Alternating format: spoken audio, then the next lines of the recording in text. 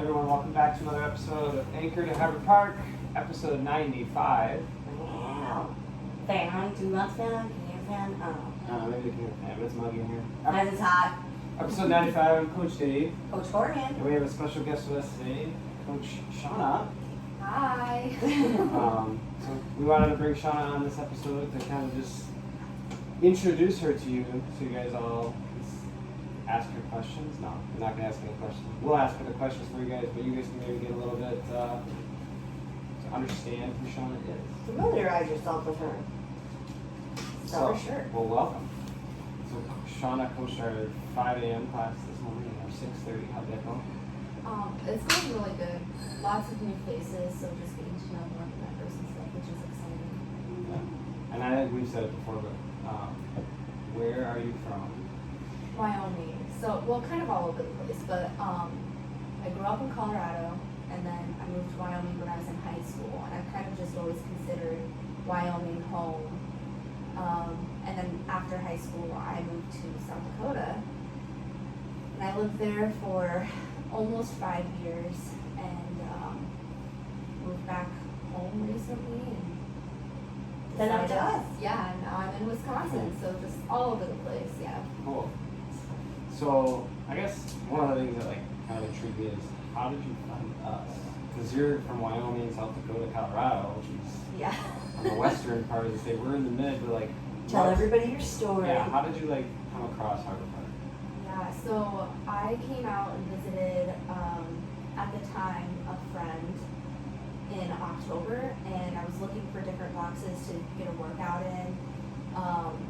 At that time, I didn't end up visiting any boxes, but I knew that I was going to be coming up and visiting him again, so I was looking to find something in the future, and you guys came across social media, and I just got really into your Instagram page, and like Instagram stalked you almost. Yeah.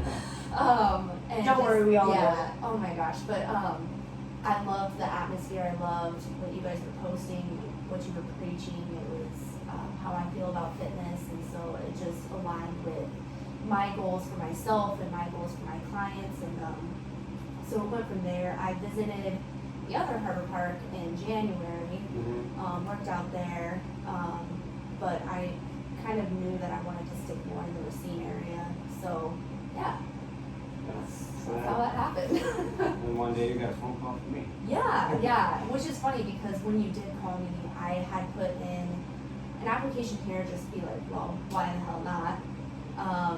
But I had put in 2 other applications like a couple days before that, so I was like, it's meant to be. Yeah. Cool. So, yeah. And obviously you have some background in coaching, personal training, nutrition. Right. Let's talk about kind of your background there.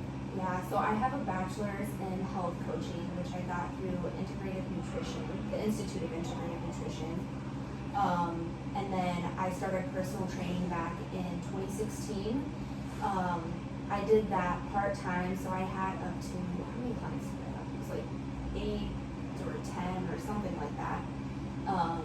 And then I took over as the manager for the gym because I was working in the office as well. So they had me take over for all the admin stuff, and I was able to cherry pick clients that I wanted to work with. But for the most part, it was just managing. So I missed the personal training, working with clients a lot more. And when I moved to Wyoming, I wanted to get back into the CrossFit scene because being at an Anytime Fitness, obviously I wasn't able to call it CrossFit, even though that's essentially what I was doing. Yeah. So I went back to CrossFit, and I got my certification, and started working at the CrossFit gym that's in town, and I was managing and coaching, and yeah, just enjoying my life. Yeah. So when you I mean, I just had you complete your bio for the website. Yeah. So I was reading, you said you found CrossFit in 2011. Yeah, so I went to 3 different high schools.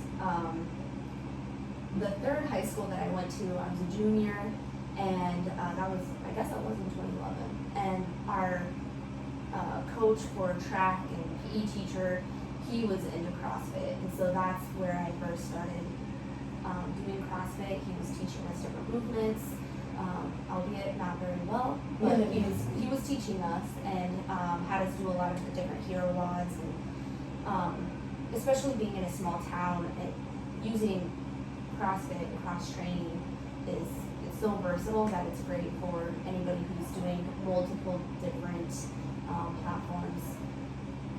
In my case, it was volleyball, basketball, and track. But there's a lot of kids that would be like soccer and swimming, and then downhill skiing, like tons of different things that we had available at our school. So, yeah. What are your goals, I guess? What do you want to do with your life? Yeah. That's a freaking loaded question. Well, I mean, you have all this background in fitness, and you have your bachelor's and all that. Like, what do you aspire to be? What do you want to do with that? I feel like this is always changing. Yeah. Just because the world is changing. I personally, my goal is to get stronger. I want to be fit, feel good, and a lot of that is around my nutrition right now. I'm really trying to buckle down and meal prep and eat the right foods, especially just because I'm living in 2 different places right now, my own apartment and then also my boyfriend's apartment, so I'm trying to get all of my stuff moved over to my own, which will happen. It's just kind of been a slow process. So in that aspect, like short term, it's cleaning up my nutrition and getting back on top of that. So I'm starting to food journal again. Good. Just been an adventure. Yeah. Long term, I guess I don't even know how to word my like long term goals. I guess I just want to help as many people as I can. Like I like seeing other people successful. I feel like when I'm working with a client and I see them attain a goal, that's huge, and I'm so excited for them. And to me, that's like success for me. So I guess as far as that goes, it's creating a clientele base and then working with them so that they can see the success that they want to see. Yeah. And just getting better at like communicating and working with those people more so. If that makes sense. Yeah, absolutely. We talk about that a lot. Like our success a lot doesn't have anything to do with like us personally, like financially, or the things that we have. It's like, what is the success of the gym? Like, how many people are we helping? How many times do we get messages or people who are like, thank you, or this is the goals that I achieved for myself, and this is how far I've come, and stuff like that. So that always makes us feel a lot better. It's like you said, it's hard to put that into any sort of statistics, because you really can't. It's hard to measure that, So. Yeah, I feel like, especially in the fitness industry or the nutrition industry, like your success is based off of other people's success from working with you. So, when you're seeing people again achieve those different goals that they have, that's your success right there. That's you helping them and creating happiness, I guess, in a way. So you've been with us now March, Couple months, April, and April. April 15th. Yeah. So, a month and a half you've been with us, you've gone through the moving up here when we were closed, still believing in what our vision was. Mm-hmm. You took a leap of faith there. You helped us with virtual, and you did a really good job at like coming into that role and really just embracing what we gave you with what we had, right? And just making it. And now you're starting to get into our first week of being open and coaching classes. Like so far, the month and a half that you've been with us, I guess. What is your impression of the community? What have you seen? Is it is it what it lived up to be? Is it? Yeah, I mean it's a super tight knit group, and I can tell. I mean even just with social media, you can tell that there's a lot of support within the community. From members, from coaches, like everybody just wants to be there for one another, and I love that so much. Yeah. Because I sincerely believe that not everybody whose blood is your family, and there's a lot of people that will be your family that you aren't necessarily related to. So I think it's really cool to come into a community that has just been like so embracing and welcoming. That has been amazing. Yeah. So I've really appreciated all the help that members and you guys have done for me, and just everybody being so nice. So It makes it a little easier to get into it. yeah, for sure. I always like reading Tim Ferriss's Tools of Titans. It's basically he had approached thousands of like successful people or people who are successful in their field. I mean, range from like psychologists and quantum physics and authors, and he's got fitness. He's got Matt Frazier, Katrin David's-daughter, Annie First-daughter, all in there. He's got Mike Bell from Westside Barbell and all those things. But he always asks, so it's this book of all these questions he asks people to help give advice. Not necessarily about like what specifically their field is, but like things that help them be successful. And so they're very fun questions. One of the questions that he asks that I love is like, what's an unusual habit or something that you do that like you think is different and unusual that no one knows or most people don't know about? Ooh, that's a good one. Yeah. I don't know. I guess I don't know because it's not something that I like talk to people about. Yeah. It's a weird thing to talk to people about. But one thing that I really like is like shower meditation. So at the end of the day, when it depends, I mean, it could be a good day, it could be a bad day, whatever. There's always good and bad in each day. But at the end of the day, when I'm washing my hair or just feeling the water come down, I think and vision all of the negativity like coming off and just leaving shiny, new, good thoughts. And I use that a lot, especially because I'm going to bed right after that. So it's like just a good positive way to end the day and try to think about the things that you're thankful for. Helps for like more restful sleep. Nice. Yeah, I like that. I mean, obviously we've heard a lot of meditation, a lot of journaling. Me and Rachel are huge on that. Gratitude, positive affirmations, all that stuff. But I guess I never thought about it in the shower. Yeah. I've done that. I've talked to people in the past about like grounding. Like when I leave the gym, I try to like take a couple deep breaths in my car and just like leave everything here. So I'm not taking it home. So it's kind of the same thing. You're just doing it in the shower for the end of the day. Yeah, I have a hard time because I like to take things home with me. Yeah. So that's kind of my time to just be like, everything's good, like just relax. Like in the long run, the bad things aren't that bad. Like just staying grateful for what we do have, because gratitude can go a really, really long way. So I try to do that every day. I guess that would probably be the most unusual. I don't know. I'm kind of a weird person, I feel like. So We're all weird in our own way. Yeah. It's not that weird. I mean, I meditate in the morning after I start off the day. That's like the first thing I do. It's that. It's just my routine. Obviously, if you follow that social media, I've said that before many times. Yeah. But like, you're right, with the negativity, we're in a position of like service for people. We provide service, and we want to make sure that that service is always at top notch. So it is tough. We're going, like, I think people forget that, like, we have to put the smile on our face, even if our personal life is, or somebody's causing you strife, that you can't bring that to the gym, because then it's like you're making an unpleasant experience for them. So we're like almost entertainers to an aspect of it. We have to be in the best mood, and we always have to have that smile on and show everybody. And then by the end of the day, sometimes it can be pretty exhausting. It can all of a sudden it's like the show's done, and you go home and you're just drained, and you're like, but maybe that one client is just kind of a jerk to you that day, and you're just like, why? Like, I'm trying to do my best for everyone in the gym, and sometimes those people, if somebody had a bad day and they took it on, it can weigh on you, like, did I do something wrong? And you kind of internalize it. Yeah. I think It's the aspects of a trainer that people don't know about. I think it's hard because we always win. Like what you said is someone else is having a bad day and I don't know what's going on in their life, and they bring that here, just like I don't want to bring this here, but they do, and then you're instantly like, oh my god, what do I do?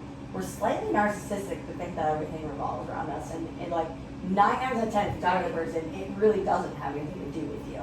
But That's sometimes human nature. But it is. Exactly. We're all this way, and we feel that because our world is a small bubble of what we see and what we hear and what we go throughout the day. So I think it's natural for everybody to kind of do that. And I think that more people need to realize that that is natural. It does happen. And then how can you then release it? Right. Yeah. Yeah. I was listening to a podcast this morning, which was oddly enough about the same thing that we're talking about. So they were talking about different ways that you can create happiness in your life, and gratitude, journaling, multiple different things. But one of them is that we are narcissistic a lot of times, and we often think that we can't go out of our way and help people because they're going to hurt us, or it's like kind of that fight or flight. What is the word I'm looking for here? Yeah, thank you. Yeah. The response that we have, rather than just doing it. And a lot of times it's not as bad as we perceive it to be. And it's just that narcissistic, Yeah. yeah. So it was very interesting to listen to and kind of rationalize that in our own heads. And then, Yeah. as a trainer, I think it's good to have that thought, but also be like, hey man, I know you've had a bad day, but I want to do whatever I can to make it better for you, so let's have a good workout here. And that could be the turning point for them in their day. So Yeah, and I know we've talked before too, as staff, we obviously are coaches because we care, and we want to make other people's lives better. And so when they come here with something that's external from what I can control for them, and I'm trying really hard to give them a good day, and it still doesn't happen because they just have a lot on their plate or other things going on, or they're not open and receptive right in that moment because of things going on, it hurts. It sucks because we just want to make people feel better. And that's ultimately what we're trying to do. We're trying to balance this, trying to make you feel better, not trying to hurt myself and drain myself, not trying to overstep my bounds, not taking offense that it didn't work. It's a tricky for sure. life to navigate. For sure. And I think that, especially in the fitness, the health industry in general, you have to be so empathetic to anybody that you work with. And I think that people, especially personal trainers, coaches, things like that, are very empathetic. And so when somebody else is hurting, it hurts you. Even if you don't necessarily understand what's going on, you hurt for them, and you want to help them and do what you can to make their day better. I think that's just so unique of any community, and I find that in CrossFit, it's amplified because it's a whole community that cares about you, that wants to see you happy and successful. It's not just the one coach that you work with, or maybe the person at the desk that helps you out. It's the entire community. Yeah. So it's very, very cool, very compassionate. I like that. Anything else? I don't know. Anything else you want to share? Anything you want to ask us? We always ask us that. Yeah, I should have come up with questions beforehand. But Nothing pops in your mind? no, I'm so bad with questions. I have to think about it. And then bring it? Yeah. I'm the same way sometimes. I'll be like, damn it, I should have asked that question. Yeah, probably an hour from now, I'll be like, man, that's what I should have asked them. Yeah. Anything else you want our members or our community, our followers to know about you? Not that I can think of, just that I'm really excited and happy to be here, and I want to make the most of it. So I need friends. I want to be my friend. That's good. Yeah, that's pretty much it. I just thought of one. What is your favorite exercise or movement or thing to do in CrossFit? Are you an EMOM fan? Are you an AMRAP? Are you short workouts, ollie lifting, gymnastics? I really like Olympic lifting right now. I've gotten more so into that, and I have been working on improving my technique. Right now, the thing that I need to work on more is getting big in that jump and then getting small so I can catch it. So yeah, it's a constant push and pull, trying to figure out how that works. But I like gymnastics and I like Olympic lifting. far as workouts go, I would probably say like the short, spicy ones Yeah. are my favorite. Yeah. Not the long ones like Tuesday. Oh my god, yeah, no. Not Tuesdays. But yeah, the ones like that wall ball one that you and I did together, Dave. That one was, well, I mean, it was awful, but it was good. There's squats. No, burpees Med and ball. med ball. Yeah, yep. Yeah. I was reading that tool for Titans, and not a CrossFitter, but he talks about exercising what he does, and they're like, well, what's one thing you do? And I was surprised because we've asked this question, like, if you could only do one movement of CrossFit for the rest of like anything, what would it be? Cleans. Okay, yeah, right. So we all kind of went with like clean and jerk, overhead squat, like trying to figure out like how it best incorporates your body. This guy, bear complex. I was like, ooh, you're genius. I didn't think about that one. He was like, I literally do like 10 reps of a bear complex, which is already with moves. And then he's like with just like a barbell. Then he ups the weight, that's 8, up 6, 4, 2, 2, lowers weight 4, 6, 8, 10. Oh, okay. Yeah. Doesn't say if it's for time or how much rest he takes in between or if they're unbroken sets or anything like that. But I thought, of all the times we've asked ourselves, what's the one thing you would, like, if you just do one move forever? A complex Is the way to go. The way to go. Sure, yeah. I forget about complexes. I know. Because I get like dumb in the middle of a workout anyway, so I'm like, just keep it simple, stupid. Like I gotta keep it as simple as possible. Yeah. And we do a lot of complexes here, Yeah. so I was just surprised. I was like, oh, okay, that's interesting. And a fun fact, tomorrow is bear complex. Is it? Yeah. Shut up! I don't ever look ahead. Well, of course, by the time this podcast comes out, that would have been last Friday. It's a bear complex. Oh, wow! 20 minutes? Maybe 20 minutes? Yeah, 20 minutes. Yeah. So- 20 minutes, every minute on the minute you do one bear complex. And I That's gotta so look terrible. into it. One bear complex is technically 7 reps of Yeah. the bear complex. So are we doing That's what I 7 gotta look. reps of I gotta it, look. or are we doing I can't remember. one I rep? gotta look at the notes and all that. Yeah. I think it might be 1 rep. I don't think it's like 1 full time. Sorry. Especially So for like, let's rephrase that. One full rep. rep is 7 rounds of the complex. Correct. We need to decide if Real. we're doing 1 rep Correct. or 1 round. I think Rachel wants us to do 1 rep, Yeah. not 1 full round. That's 7 so bear funny. I never look ahead at what we're doing. I mean, it could be always done. in the same It day. could be done if it's super light. Yeah, but That'd be a lot of bear complexes. in Liz 20 minutes. Urban messaged me yesterday and was like, hey, next time you're going to tell the future, could you just make it the lottery numbers and I'll split the winnings with you? And I was like, what are you talking about? She's like, Owning Your Life episode 11. I was like, I'll have to look back. I don't remember what it was. She was like, you guys were talking about your frightful fears and like being so scared of the gym closing and failing all your members. She's like, obviously it happened. And you did fail. And I was like, oh, wow. I didn't think about those things. Someday. So what are the lottery numbers? All right. 2. Okay. We'll go with, okay, for what day? 0, 5, 1, 1, 3. There we go. No, you can't have a double number. It won't come up twice. The only thing that could be a double number is the Powerball. But, You should tell that you did it. Okay. oh. Oh. You could do 13, though. Okay, 13's yeah, a number. 13 would be the 27 's Powerball a number. Oh, 6. No, sorry. Oh. Wow. I was thinking June because I was going to think of the next one. What is it, 5 numbers, right? You need 5 in Powerball? 0, 5, 1, 1. No, 11 Okay. or 13. Fine. 0, 5, 11, 1, 3. Those are your Powerball numbers, everybody. Wait, throw a 22 The lucky number is 6 for June for when we did our reception. Alright, I think we're going to wrap it up. This Corey's got some training to do with a client. Yep. Shawna needs to do her training Workout. and then get back in at 5 a.m. tomorrow. Yes. So thank you for joining us. It was fun to chat with you. Thanks for having me. Won't be the last time, I'm sure. No. Okay.